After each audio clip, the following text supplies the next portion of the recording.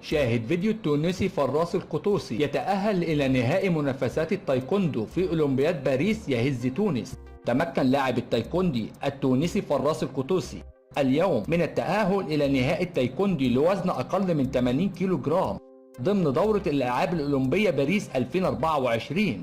كما فاز القطوسي في نصف النهائي الذي أقيم بفضاء القصر الكبير بباريس على الأمريكي نيكولا. وكان فراس القطوسي قد فاز في ربع النهائي على الدنماركي إيدي هيزينج 2-0 بعد أن تفوق عليه في ثمن النهائي صباح اليوم الجمعة على الأسترالي ليون بنتيجة 2-0. وسيلاقي القطوسي في النهائي الإيراني مهران بردخان. أعزائي المتابعين، إذا كنتم من محبين اللاعب التونسي فراس القطوسي اعملوا لايك للحلقة حتى نعلم كم عدد محبيه.